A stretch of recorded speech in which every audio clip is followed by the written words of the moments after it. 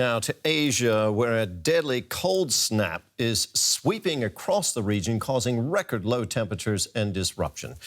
The freezing weather has affected millions of people from Japan and South Korea to Afghanistan, which is experiencing its coldest winter in 15 years.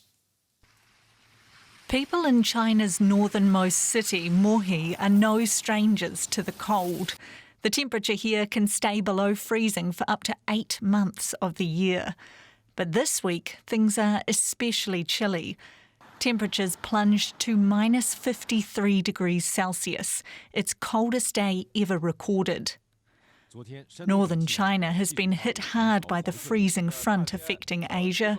Roads are covered in snow, rail tracks are frozen with thick ice.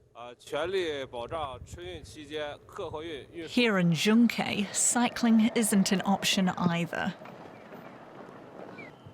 The cold sweep has caused sea ice in northeastern Liaodong Bay to expand rapidly. It's not just China that's freezing. Japan is also experiencing record low temperatures. Heavy snow is blanketing large parts of the country, with 93 centimetres falling on the city of Maniwa in just 24 hours. In South Korea, nearly 500 flights in and out of the resort island Jeju were cancelled on Tuesday due to the weather. Meanwhile, in Central Asia, the weather is proving deadly. In Afghanistan, temperatures have dropped to minus 34 degrees in parts, and more than 120 people are reported to have died. We are having so many problems with this cold weather. We have no coal, no stove, and our children have no warm clothes. The cold is deepening the humanitarian crisis facing the country since the Taliban took control. The Afghan winter makes everything a lot more difficult, and we're very conscious of the season and the timing, and as you say, we see some of the consequences in loss of life. This is within a context of 6 million people. It's an astonishing number of people knocking on famine's door. The bitter temperatures are plunging much of Afghanistan's struggling population further into poverty. This year marks the harshest winter in a long time in large parts of Asia, and for the millions affected, spring can't come soon enough. Well, the cold snap is hitting Korea hard too. For more, we're joined by Frank Smith, a freelance journalist reporting from Seoul.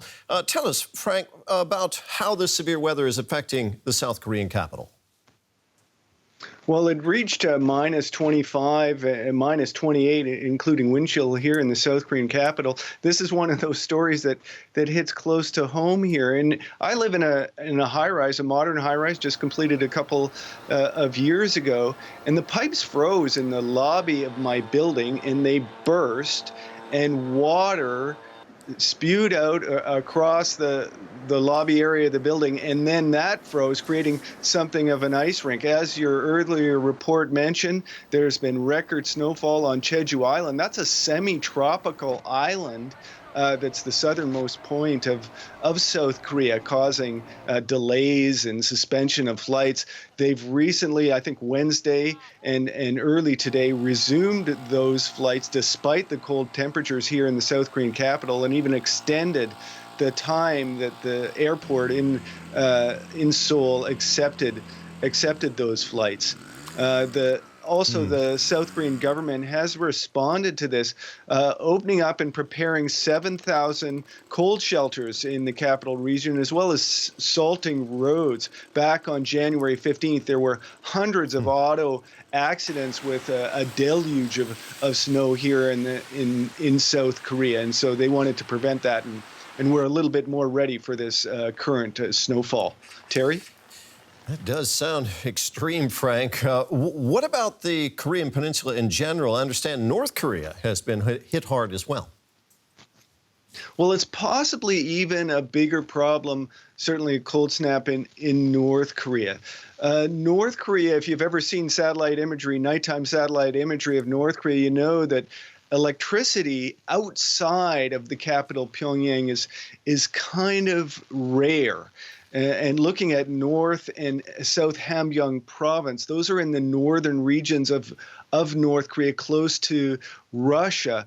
Those areas, again, suffer from a lack of electricity. People heat their homes using wood and dried plants. So there have been reports, especially of concern for that area. Radio Free Asia reported last year cases of many people going missing and assumed frozen while they were outside. Food insecurity is also a related concern as North Korea sealed its border with China for a long period of time due to the COVID-19 pandemic. So that food insecurity is something that experts and food security experts here in South Korea are also worried about there in North Korea's northern provinces. Terry?